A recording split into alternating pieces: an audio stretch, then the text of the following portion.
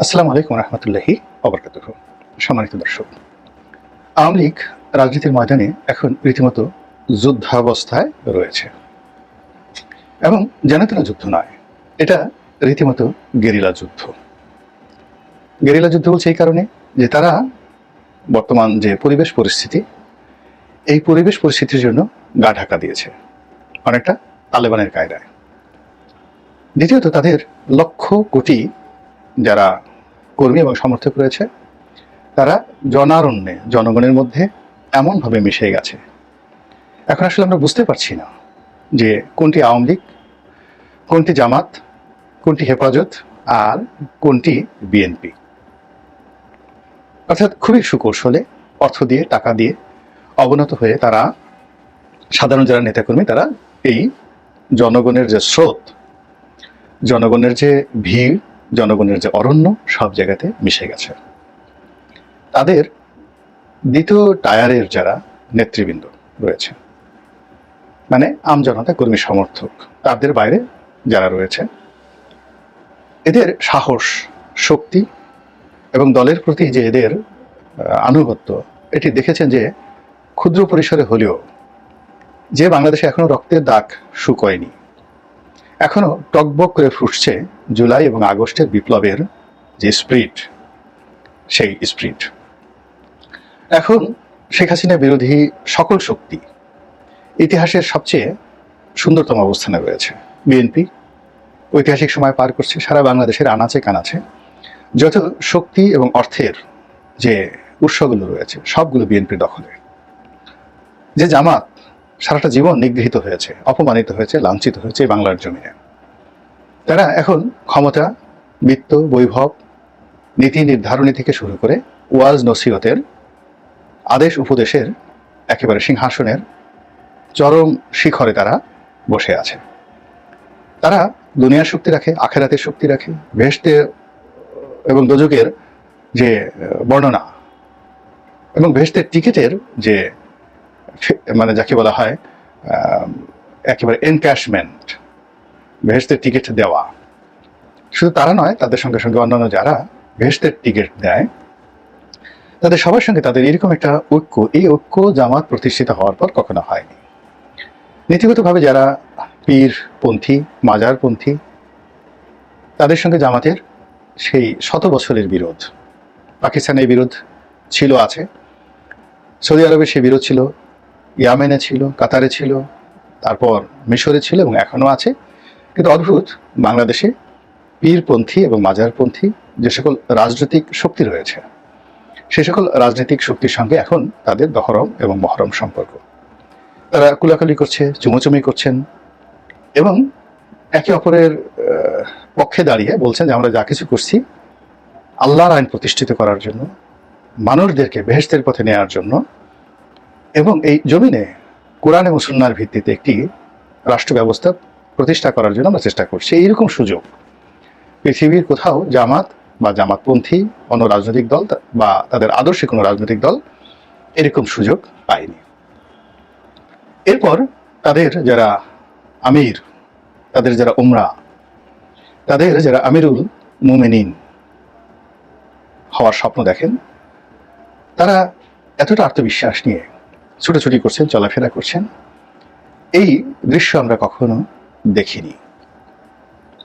এরপরে ছাত্র জনতা আছে, যারা মব সৃষ্টি করে, তারা আছেন। এরপরে সমাজের যে সকল লোক রয়েছে, যারা সবসময় সুযোগের সন্ধান নেন। কখনো আওয়ামী লীগের পক্ষে হাতুড়ি বাহিনী হয়, কখনো বিএনপির পক্ষে সেই পিস্তল বাহিনী হয়, কখনো জাতীয় পার্টির পক্ষে চাকু বাহিনী হয়। তো এই মানুষগুলো এই সময়টাতে সবাই ঐক্যবদ্ধভাবে আওয়ামী লীগকে খুঁজছে মারার জন্য। ঠিক সেই সময়টিতে তারা হুট করে 32 নম্বরে উদিত হয় আওয়ামী লীগের, ছাত্রলীগের, যুবলীগের কিছু লোক। সায়দাবাদে তারা মিছিল করে, পুরো গোপালগঞ্জ তারা অন্য রাজনৈতিক দলের জন্য নিষিদ্ধ করে দেয়। আর দেশে এবং বিদেশে যে যেখানে পারে সেখান থেকে রীতিমতো গেরিলা কায়দায় তারা সেই অনেকটা শিশুরা যেভাবে লুকোচুরি খেলে, ভোকা, তারপরে কুক, এরকম তারা কুক বা ভোকা এরকম শব্দমালা উচ্চারণ করে তারা আমাদেরকে ভয় দেখায়। তো এই যে তাদের যে কর্মকাণ্ড, গেরিলা যে কর্মকাণ্ড, এটি থামছে না। এটি বেড়ে যাচ্ছে। এবং আমি চিন্তা করে দেখলাম যে তারা সামহাও যে ফিলিস্তিনের যে সংগঠন, সশস্ত্র সংগঠন হামাস, সেই হামাসের যে নীতি এবং আদর্শ সম্ভবত তারা অনুসরণ করছে। নেতিবাচক না ইতিবাচক সেটা ইতিহাস বলে দেবে, সময় বলে দেবে। এর কারণ হলো আপনারা দেখবেন যে দীর্ঘদিন ধরে হামাস যে কাজটি করছে সেটি হলো তারা একটি অংশ রাখে রাজনৈতিক। এই রাজনৈতিক যারা নেতৃত্ব রয়েছে তারা কেউ ইরান থেকে, তারপর কেউ কাতার থেকে তারা ভিডিও বার্তায় কথাবার্তা বলে। আর বিশ্বের বিভিন্ন দেশে, এমনকি ইয়েমেনে, তারপরে লেবাননে, সিরিয়াতে, ফিলিস্তিনে, গাজাতে, পশ্চিম তীরে, জর্ডানে, বহু দেশে তারা আছে বিরাটাংশ পরিচয় গোপন করে। আর যারা নেতৃবৃন্দ তারা মুখে মাস্ক পরে অথবা শুধুমাত্র অডিও বার্তা দিয়ে, ভিডিও বার্তা তারা না দিয়ে আজকে বহু দশক ধরে হামাস প্রতিষ্ঠিত হওয়ার পর এই নিয়মে তারা তাদের প্রতিপক্ষকে খোঁচা মারে এবং নিজেদের লোকের সঙ্গে যোগাযোগ রক্ষা করে। আর কিছুদিন পর পর সাধারণ মানুষকে জিম্মি করে একটা যুদ্ধ করে। এই যে একটা যুদ্ধ হলো, হামাসের এখানে কতটা লাভ হলো আমরা বলতে পারবো না, কিন্তু পুরো গাজা ধ্বংস হয়ে গেছে। তারপর প্রায় 40,000 নারী শিশু মারা গিয়েছে। এবং আজকে থেকে যদি পুরো গাজা পুনর্গঠন করা হয়, বিল্ডিং তৈরি করা হয়, রাস্তাঘাট, অবকাঠামো তৈরি করা হয়, 20 লাখ লোকের জন্য আগামী 15 থেকে 20 বছর সময় লাগবে। এই যুদ্ধে ইসরায়েলেরও ক্ষয়ক্ষতি হয়েছে, কিন্তু শেষমেশ এই যে কাজটি করলো তারা, যে গেরিলা যুদ্ধ তারা চালালো ইসরায়েলের ভূখণ্ডে গিয়ে, সেটাকে আপনি চুলচেরা বিশ্লেষণে আবেগ দিয়ে মানে অনেক কথা বলতে পারেন, কিন্তু যদি ম্যাথমেটিক্যালি কাগজ কলম নিয়ে হিসাবে বসেন তাহলে তারা আপনি বলতে পারবেন না যে তারা শতভাগ বিজয়ী হয়েছে। কিন্তু তারপরে তাদের স্পিরিট কমেনি, তারা আবার যুদ্ধ করবে এবং তারা আগের মতো এখন হুমকি দিচ্ছে। এবং তাদের যে সহযোগী সংগঠনগুলো রয়েছে, আওয়ামী লীগের যেভাবে ভারত রয়েছে, তাদের ইরান আছে এবং অন্যান্য যে সকল বন্ধু সংগঠন রয়েছে, হুতি রয়েছে, হিজবুল্লাহ রয়েছে, তাদের মাধ্যমে তারা এখনো পর্যন্ত তৎপরতা চালিয়ে যাচ্ছে। তো এই যে হামাসের যে কর্মকাণ্ড, সেই কর্মকাণ্ডের সঙ্গে যদি আওয়ামী লীগকে আপনি তুলনা করেন, দেখবেন যে তাদের বেশিরভাগ নেতা এখন খুব সতর্ক সহকারে অডিও বার্তা দিচ্ছে, কিন্তু বেশিরভাগ ক্ষেত্রেই তারা লোকেশন বলছে না তারা কোথায় আছে। তারা কি পাহাড়ে, পর্বতে, গুহায়, দেশে বিদেশে, হিমালয়ে, নাকি কেউ ক্রাডাঙে, নাকি আফ্রিকার জঙ্গলে অথবা সুন্দরবনে, কোথায় আছেন তারা বলছেন না। তাদের আর একটি বিরাট অংশ, তারা শুধুমাত্র অডিওতে কথা বলছেন, ভিডিওতে কথা বলছেন না। No one. তাদের যে সকল নেতা, অন্তত পক্ষে 1 ডজন নেতা এই দলের যে ফান্ড, টাকা পয়সা গত 15 বছর যাবত তারা গ্রহণ করেছেন, সঞ্চয় করেছেন এবং ফান্ড তাদের হাতে রয়েছে। তারা সবাই নিরাপদে চলে গেছেন এবং আওয়ামী লীগের ফান্ড যারা, যাকে বলা হয় রেজ করেছেন, টাকা পয়সা যারা হ্যান্ডেল করেছেন, সেই আওয়ামী লীগের কোষাধ্যক্ষ বলেন বা বেসরকারি কোষাধ্যক্ষ বলেন, একমাত্র সালমান এফ রহমান সাহেব ছাড়া বাকি যারা আছেন সবাই নিরাপদে, নিশ্চিন্তে, নির্ভাবনায় কোথায় আছেন আমরা জানি না। আপনারা কি জনাব কাজী জাফরুল্লাহর খোঁজখবর জানেন? কিংবা সেই জ্বালানি প্রতিমন্ত্রী ছিলেন নসরুল হামিদ বিপু, তিনি কোথায় আছেন? তারপর আরো অনেকে অনেকে, শাহরিয়ার আলম কি রাশিয়াতে আছেন নাকি অন্য কোথায় রয়েছেন, ইত্যাদি বহু কথা আপনি বলতে পারেন। আপনি প্রশ্ন করতে পারেন যে কারো ভিডিও ফুটেজ দেখা যাচ্ছে না, এত কিছুর পরেও কেন শেখ রেহানার মুখে হাসি?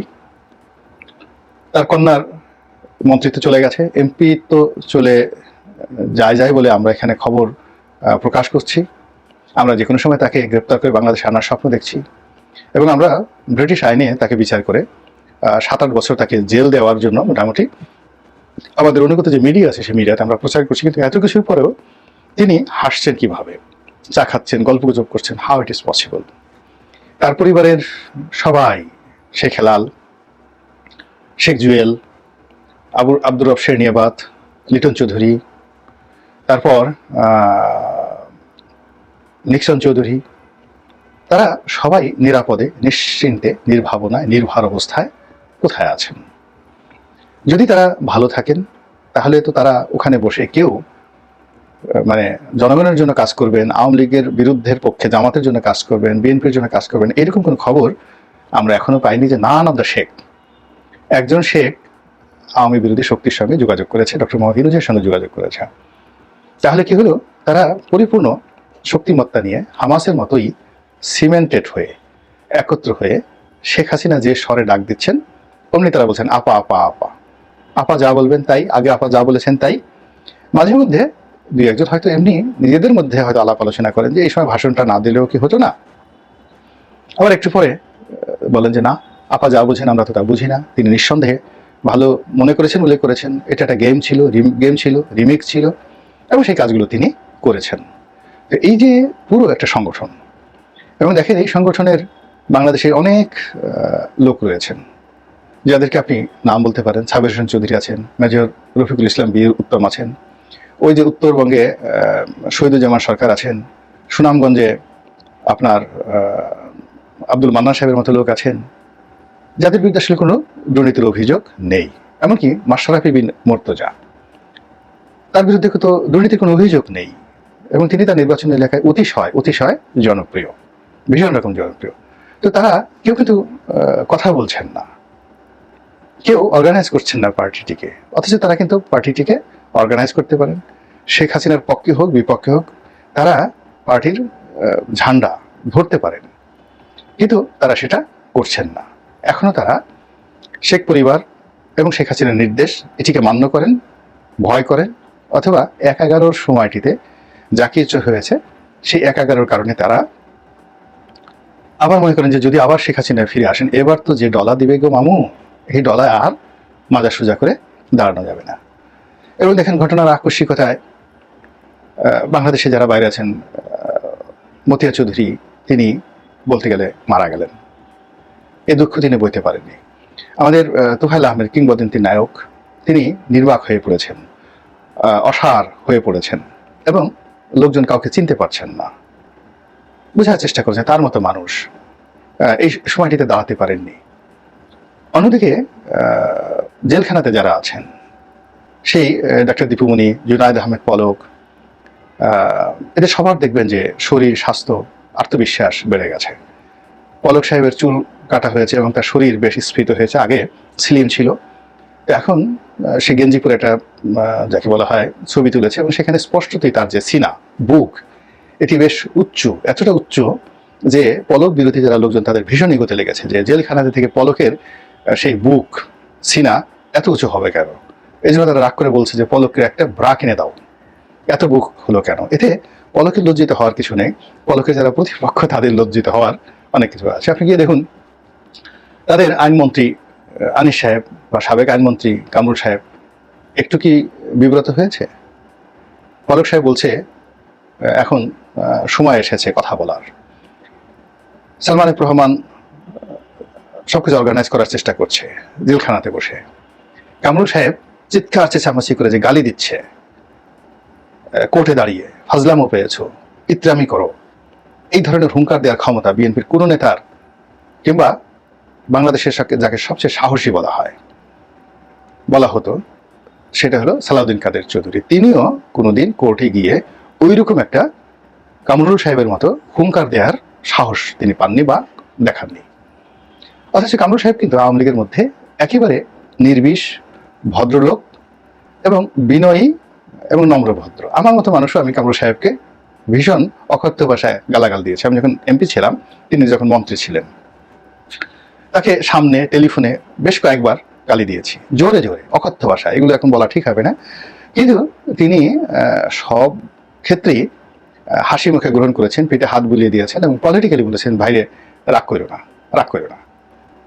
তো সেই কামরুল সাহেব তার সেই সিনা উঁচু করে কোর্টের বারান্দায় দাঁড়িয়ে তিনি যে হুঙ্কার ছেড়েছেন, আপনি কি মনে হয় তিনি পাগল হয়ে গেছেন? প্রশ্নই আসে না। তার পেছনে নিঃসন্দেহে হামাসের মতো একটি বাহিনী আছে, শক্তি আছে, গ্রিন সিগন্যাল আছে। এই জিনিসগুলো বুঝতে হবে যে দীপুমণি জেলখানায় ঢোকার পরে হঠাৎ করে তার চেহারা এত সুন্দর হলো কেন? তার যে লাবণ্য, এই যে বয়স, তার বাড়িঘর পুড়িয়ে দেওয়া হয়েছে, চাঁদপুরে তার সাম্রাজ্য তছনছ করে দেওয়া হয়েছে, তার অবস্থা মতিয়া চৌধুরীর মতো হওয়া উচিত। কিন্তু সেটা হয়নি, বরং আপনি দেখবেন মন্ত্রী অবস্থায় তার ভিতরে যে একটা খুকি খুকি ভাব ছিল, সেই খুকি খুকি ভাব, অর্থাৎ শরীর লম্বা মোটা কিন্তু চেহারাটা মুখটা একেবারেই শিশুর মতো, মনে হয় যেন 15-16 বছরের কিশোরী বোনের মতো। আবার চুলগুলো পেকে গেছে, একটা অসাধারণ অভিব্যক্তি। তো সেটা তার যে এক্সট্রাঅর্ডিনারি লাবণ্য, সেই লাবণ্য এখন যাকে বলে শতগুণ বেড়ে গেছে জেলখানাতে যাওয়ার পর। সেটা কি এমনি এমনি? তার তো টেনশন হওয়ার কথা, ভয় হওয়ার কথা, হার্ট অ্যাটাক হওয়ার কথা, হাসপাতালে ভর্তি হওয়ার কথা। আওয়ামী লীগের কোনো নেতা, আপনি দেখেন বিএনপির যাদেরকে জেলে নেওয়া হতো, কতদিন পরে দেখতাম যে হাসপাতালে ভর্তি।